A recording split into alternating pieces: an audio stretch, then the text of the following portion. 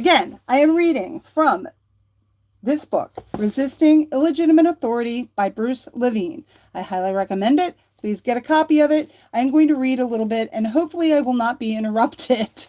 Anyway, this is from the introduction. Authoritarian is routinely defined as relating to or favoring blind submission to authority. In contrast, anti-authoritarians reject for themselves and for others an unquestioning obedience to authority, and they believe in challenging and resisting illegitimate authority. Anti-authoritarians are a threat to authoritarians who demand unquestioning obedience. Thus, authoritarians attempt to marginalize anti-authoritarians. Anti-authoritarians in the United States have been scorned, shunned, financially punished, psychopathologized, criminalized, and assassinated. While U.S. society now honors a few deceased anti-authoritarians, these same figures were often marginalized, silenced, and dishonored in their own lifetimes. Today, anti-authoritarians continue to be under great pressure to comply with the status quo, making their survival difficult. All noncompliance creates tension, but not all noncompliant people are anti-authoritarian. I will distinguish anti-authoritarians as distinct from other non-compliant individuals and explain why Gold Hat is no anti-authoritarians. While all anti-authoritarians do not identify with political philosophy, all anti-authoritarians do represent a political threat to their authoritarian surroundings, be that a government, school, or family. Anti-authoritarians create tension, not simply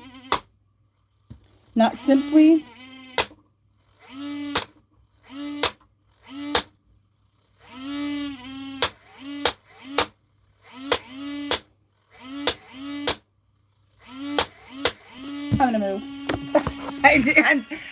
I have been dealing with a bad fan on my laptop for months, and I'm finally gonna get it repaired. But anyway, I will go in here. I'm just like trying here. I'm trying here, folks. I need to get my things. Not that I have an audience right now because nobody sees me. So anyway, but we'll see. I can't record in there because my computer fan keeps acting up. So, let's see. Yes, I'm in the bathroom because I don't have a proper studio. I don't care. Anyway, I'll put the little pretty bath towel there. Anyway. I hope everyone's having a better day than I am. Being over on TikTok. Ugh.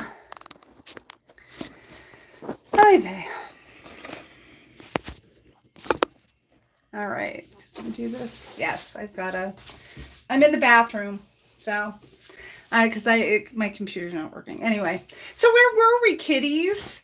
All non-compliance creates tensions.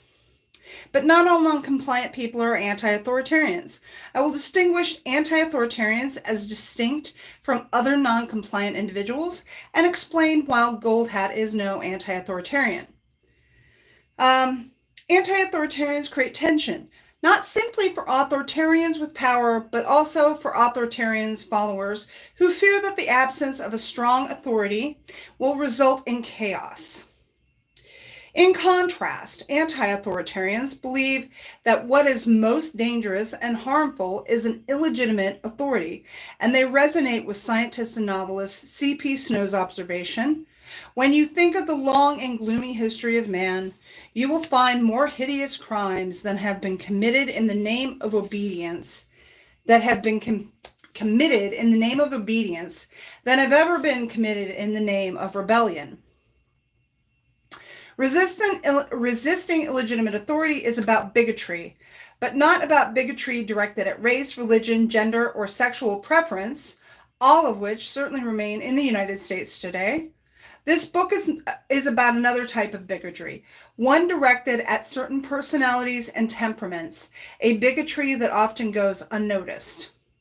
One temperament that U.S. society has grown less tolerant of is introversion. Susan Cain's best-selling book, Quiet, The Power of Introverts in a World That Cannot Stop Talking, 2012, argues that we undervalue introverts in our culture, doing them and the society a disservice. When asked why she wrote the book, Cain answered, for the same reason that Betty Friedan published The Feminine Mystique in 1963. Introverts, where am I? Introverts are to extroverts what women were to men at that time. Second-class citizens with gigantic amounts of untapped talent. Our schools, workplaces, and religious institutions are designed for extroverts, and many introverts believe that there is something wrong with them and that they should try and pass as extroverts.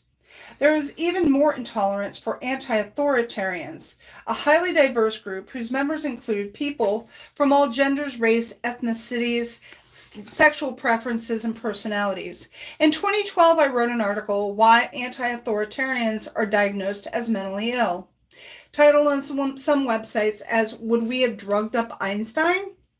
And I continue to receive emails from people feeling validated by it, stating that they believe that their anti-authoritarianism or their child's has resulted in mental illness diagnosis. Now, Bruce Levine, which I mentioned in my previous videos, he is a psychologist. So this book is written in through the lens of psychology and the psychiatric establishment, okay?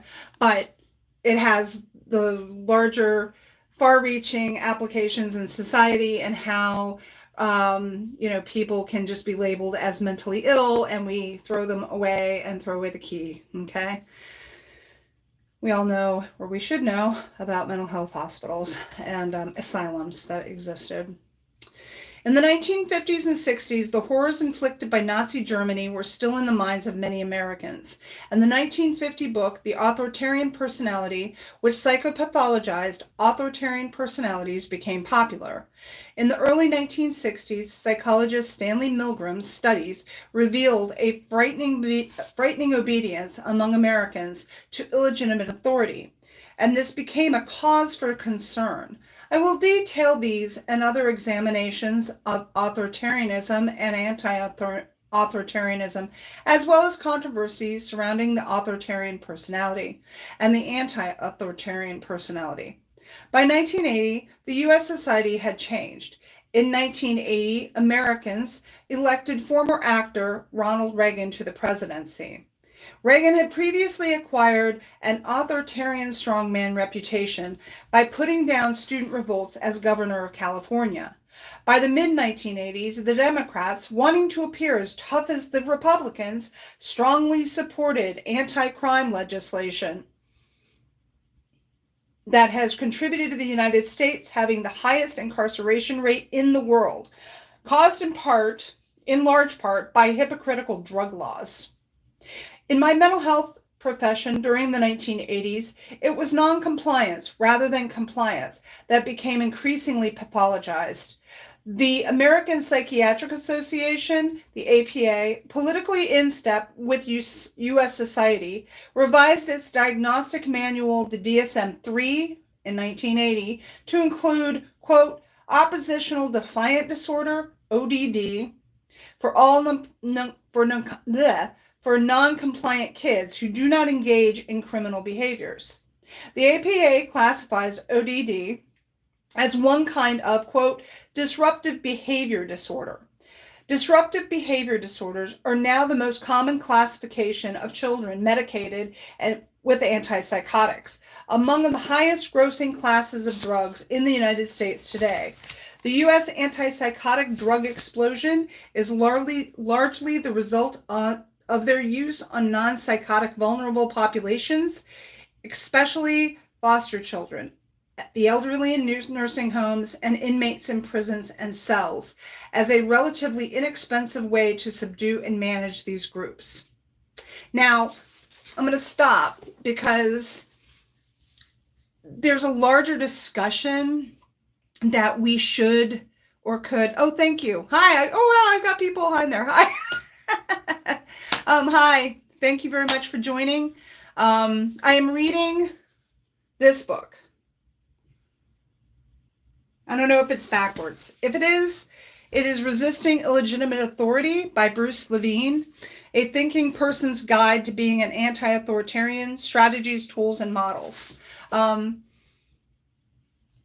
another book that has been floating around under the circumstances here in the United States called On Tyranny.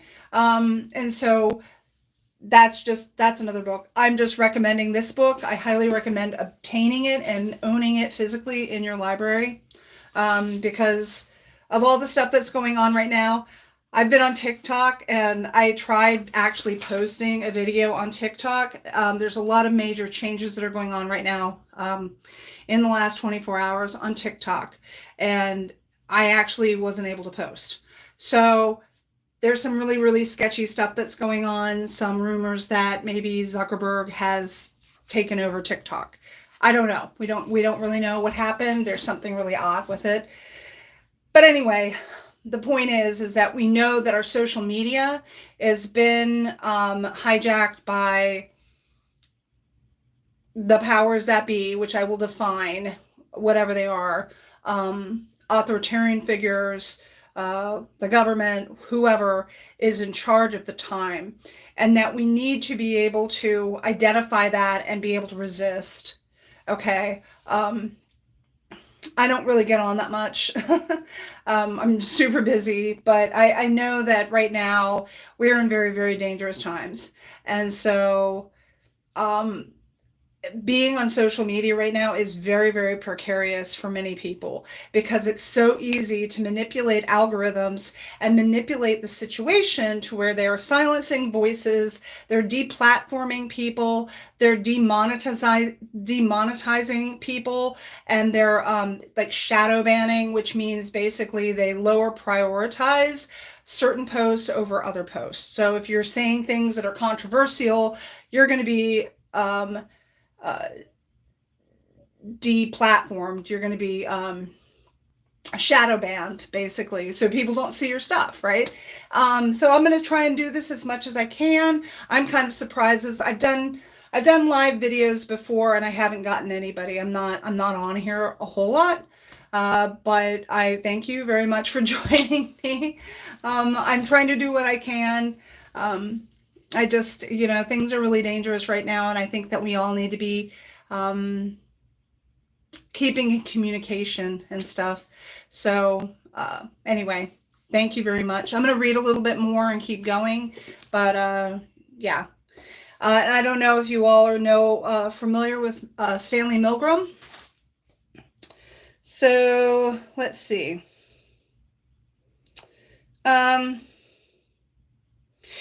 Okay. I'm going to continue.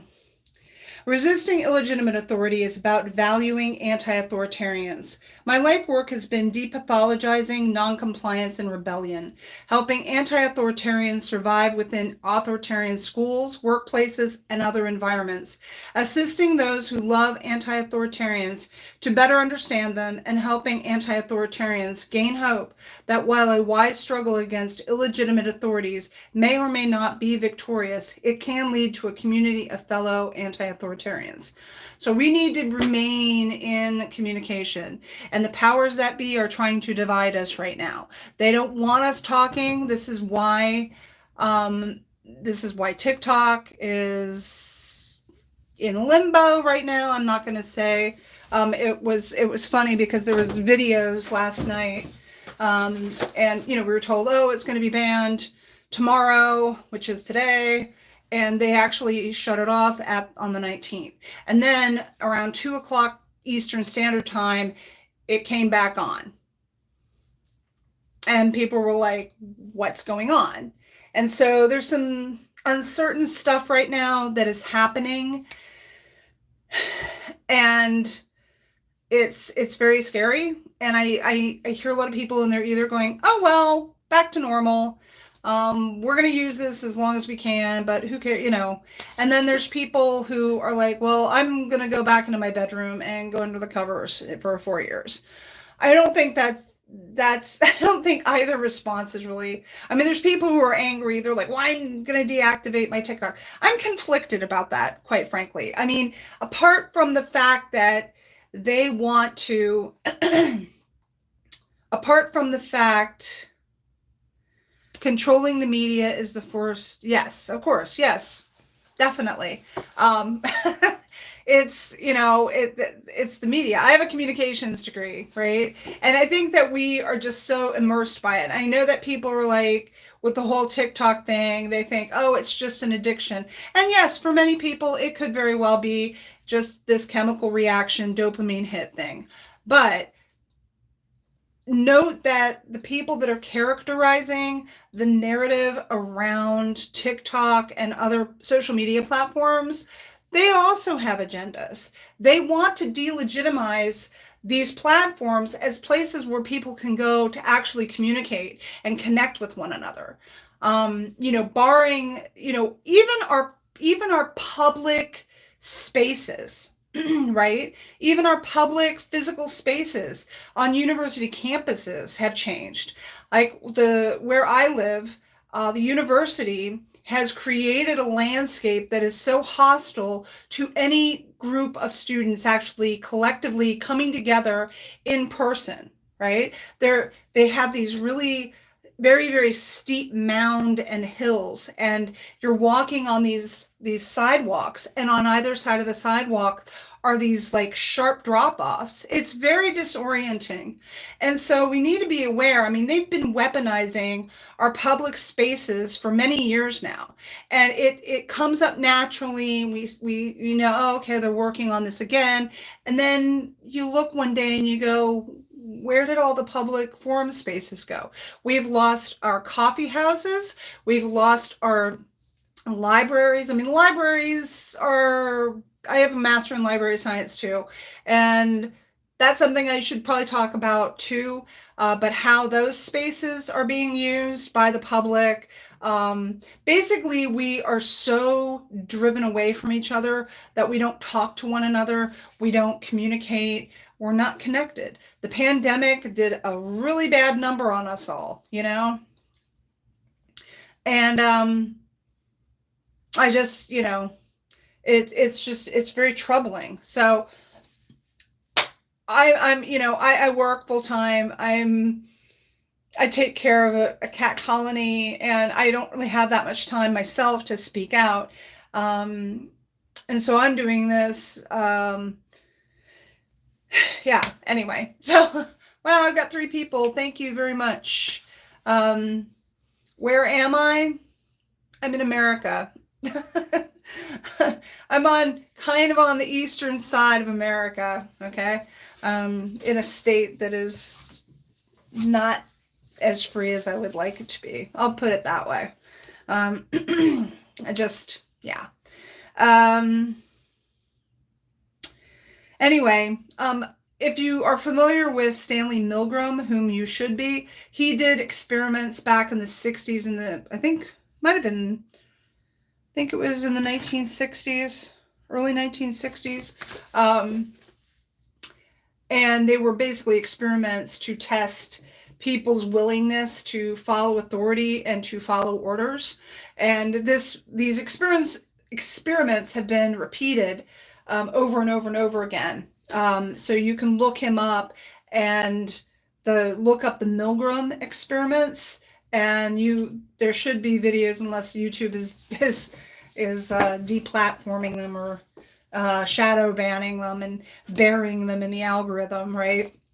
But so I'm going to read a little bit more.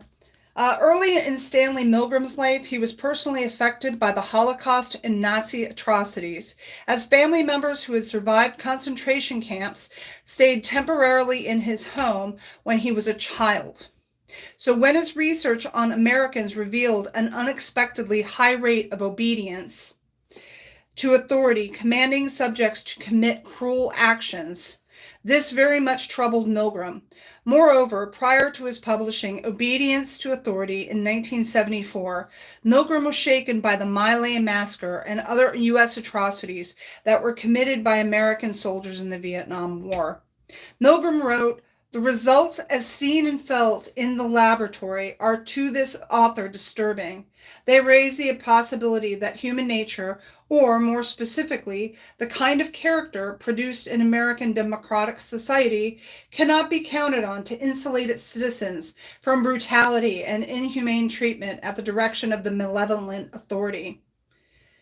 For Milgram, the capacity for man to abandon his humanity so as to comply with authority is what he called humanity's fatal flaw, which he concluded in the long run gives our species only a modest chance of survival. And, you look around and you see, and I think this is what's so troubling. One of the main troubling aspects I have with AI is I'm already seeing a lot of deep fakes out there, a lot of fake AI generated video. And while some of it's, fun and cute, it kind of concerns me. It really concerns me that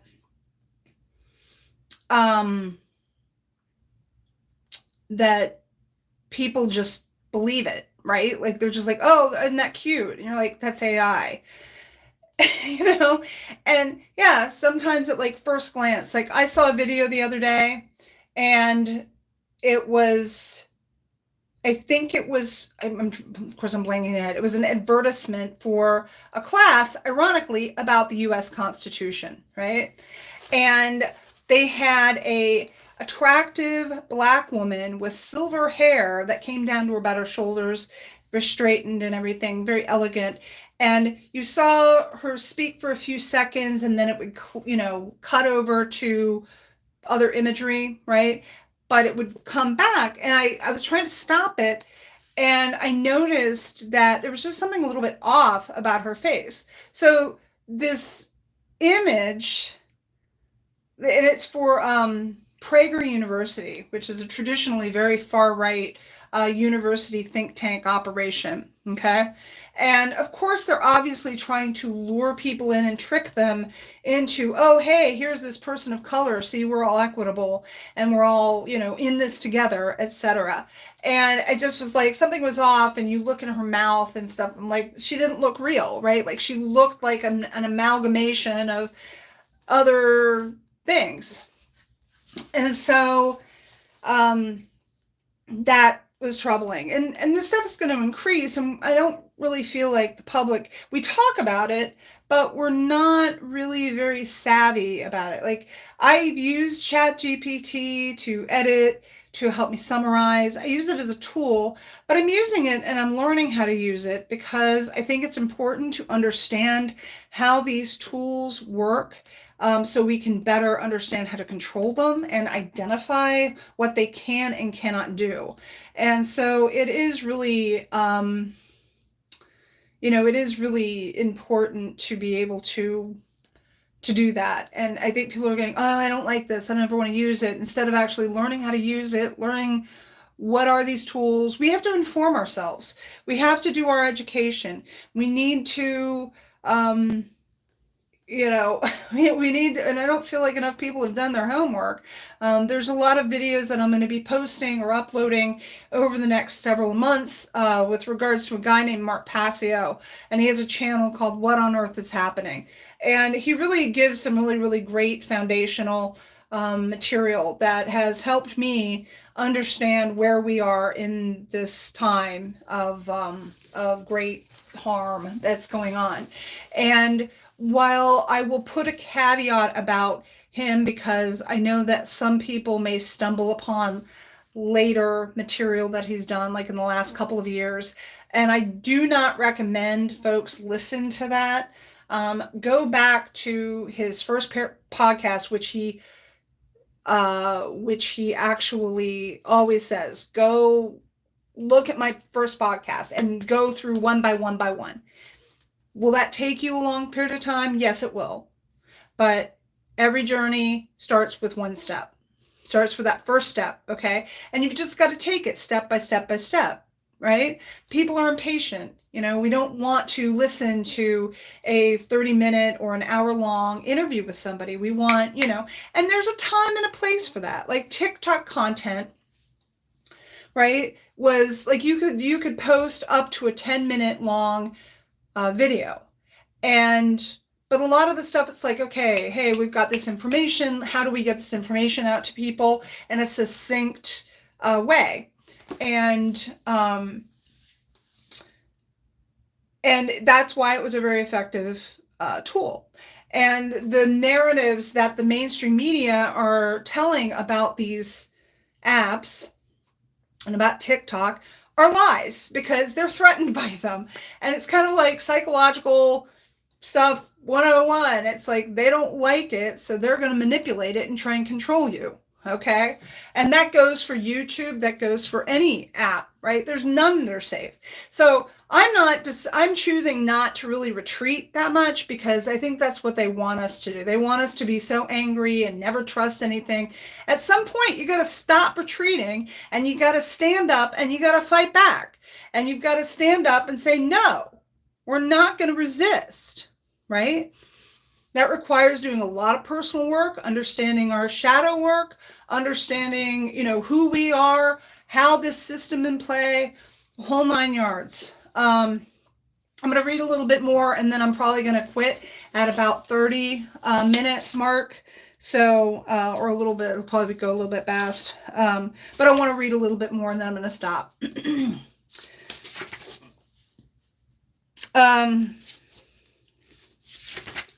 Let's see.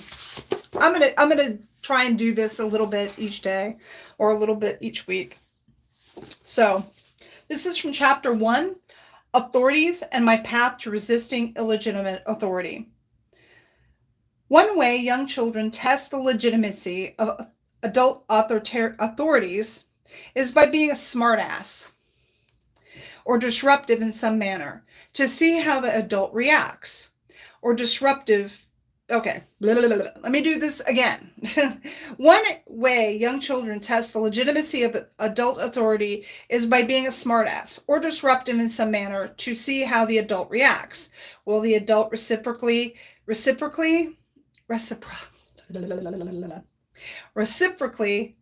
not pronouncing that right, behave like another kid? Or will the adult behave like an adult should behave, which is not to use their power to take revenge?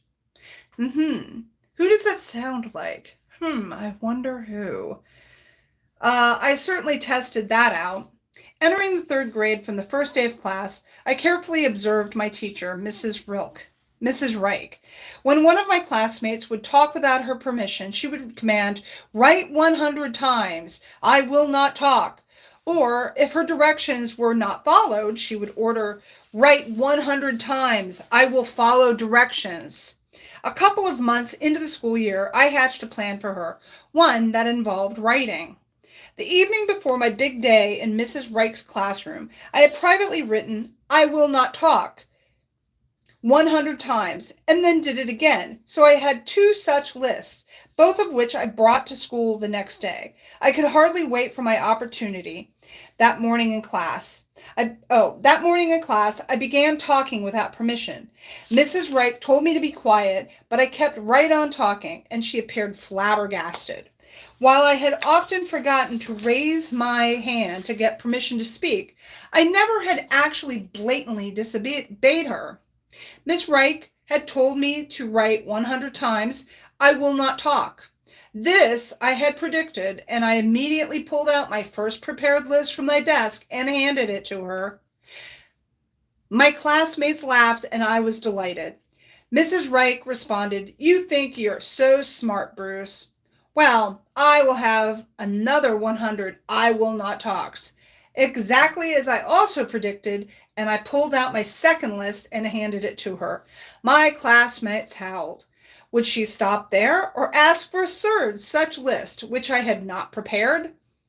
With a look of disgust on her face, Mrs. Reich threw up her hands and moved on. My victory gave me an empowering buzz, the kind of buzz that one gets from outsmarting authority figures.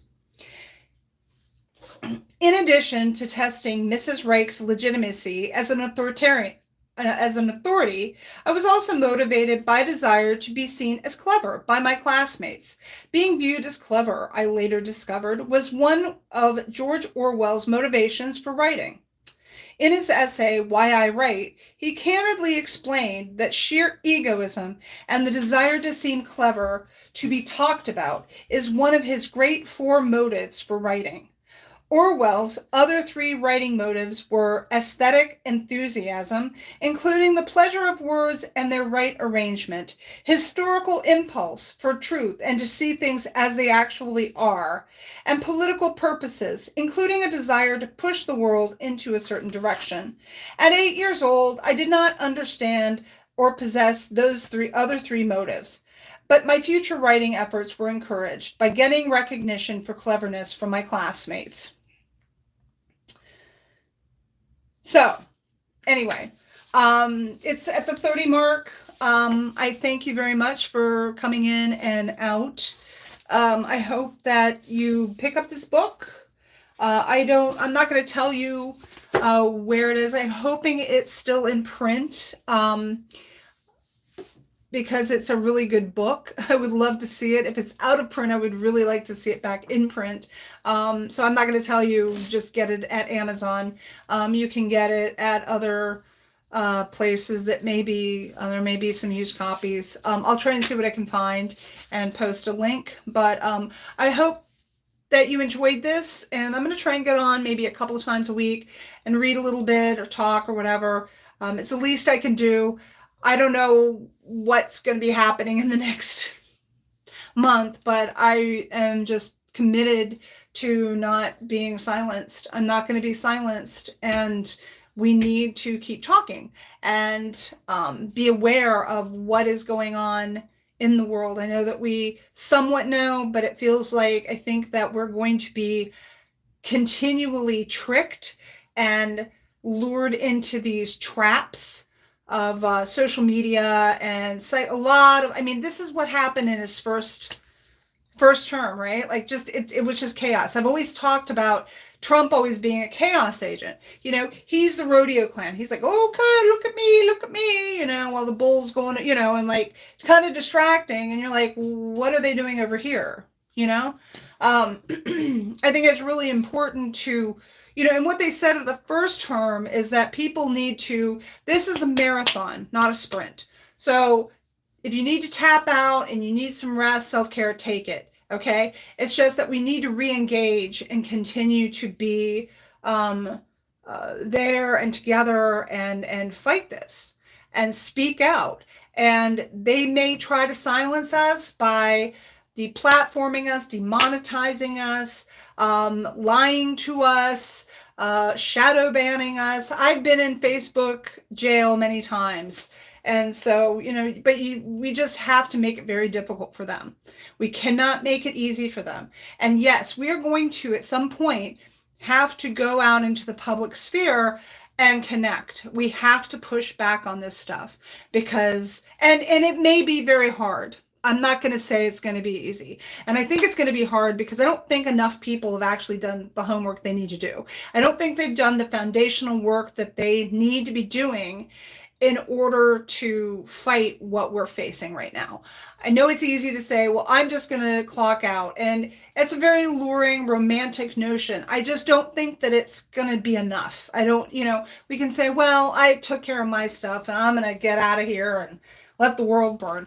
I've been there. I throw up my hands and I go, I give up. I don't want to deal with this anymore. And then there's days when I'm just like, this is outrageous and I have to speak up and I'm not going to let them silence me, and they want us to be disconnected. They do not want us to communicate. They want us to be off kilter and confused and emotionally abused and, gaslit and the whole 9 yards. It's been their game plan all along, right? This is the latest chapter, and it's unfortunate that we've been so distracted for the last 20 plus years, and we just haven't done the work that's really, as a society. I'm not saying everybody hasn't, because I know there's a lot of really good people that have been out there, probably more than I have. But it's just like, we really need to just, I mean, because it's going to get dark, folks. It's going to get really bad in the next 4 years. I hate to say that. I'm not going to sugarcoat it. I don't trust anything. It may look like a shiny new penny, but you know that it's not worth crap. Okay? Remember, the emperor wears no clothes. Okay? Always remember that. Understand who you're playing with. Do not trust them. Do not worship them. Okay? They want you to be lured into this false sense of security, and you can't ever trust it, unfortunately. Anyway, with that, peace and good luck, and I'll be back. Bye. If I can get off of here. Hello.